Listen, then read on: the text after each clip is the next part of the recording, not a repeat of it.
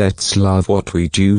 Recently during a conversation with my colleague, he said life in IT job is quite frustrating and boring with no charm in it.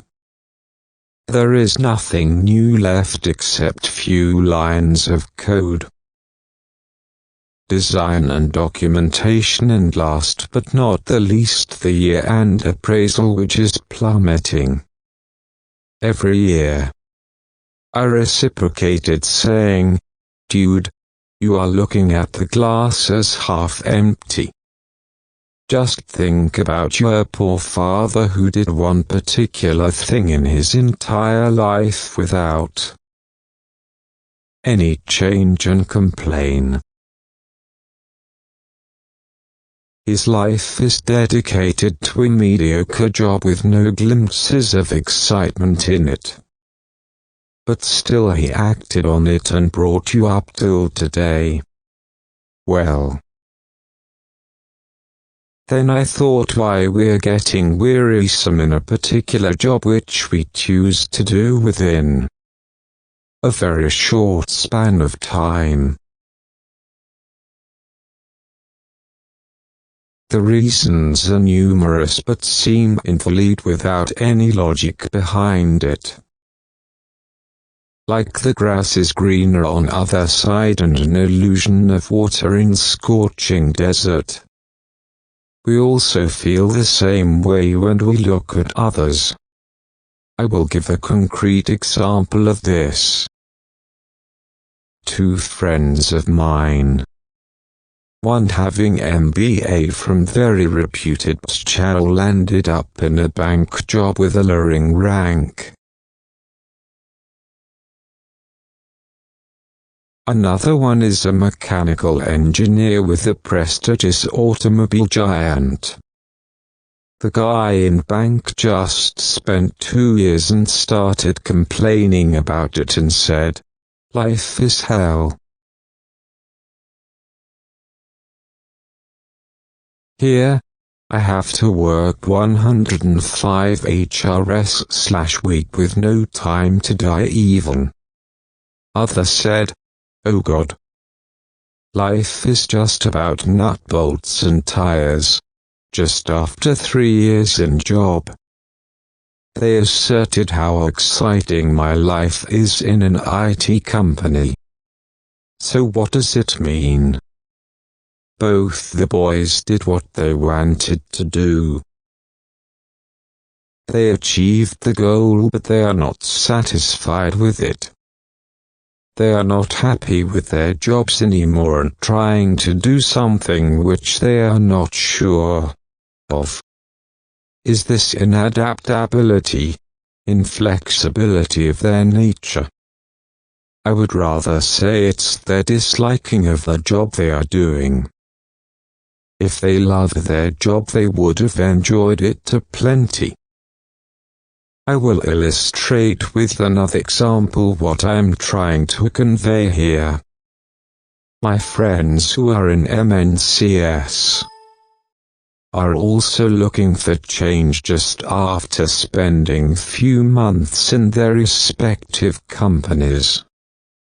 This is happening despite of the fact that some have got awards and appreciation for their work. So it gives us a food for thought that why people are looking for erratic change even after they are apprehended well and given awards and accolades.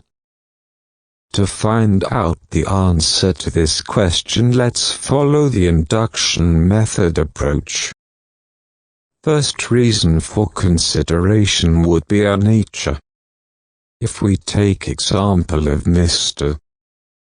British Nandy's article, A Nation of Bonniers, where he had outlined how people are running the change only to make quick buck and to maintain own profitability today. I would like to add another point agreeing to his prophetic vision that we are quite envy of others, so inclined to the uprising of others that we are looking for change to be at par with an enigmatic competition. We generally know it by the name of rat race. But this doesn't hold true for all in our deduction. Not all people are envious of what others achieved. And also there are personal reasons behind the motive of change. So this logic doesn't satisfy completely why people change often.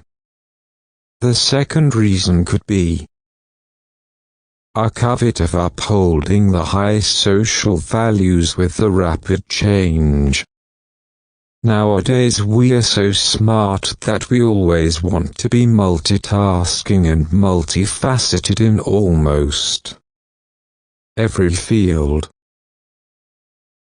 So we are always craving for a change without knowing the finite answer to it. While this is true for most cases, but this doesn't explain why our loyalty level for our jobs is reducing day by day. I prefer the argument of being multi-grafted in many areas, but it doesn't signify the reason for quick change, frustration in the current job. On the contrary, it should help us to craft our personalities in a humble way, so we can strike it out in the method we are following. The only reason now we left is our nature, our aspect towards our job. Are we so indecisive that we are unable to pick the best one for us and to be honest with it? If we are not honest with our job, then how can we be happy with it? I am not saying a new thing here. What I'm arguing is we should cultivate ourselves with the inner happiness hidden deep within, and extract it out for our own sake. If we continue to be fickle, enraged with our jobs, then we are simply reducing our productivity, capability and efficiency. We are hindering our growth without knowing the consequences of a change. So to prosper and to give the best what we have and what we are capable of, let's love what we do and dissolve away the stumbling blocks in our way. The end. Thank you for watching.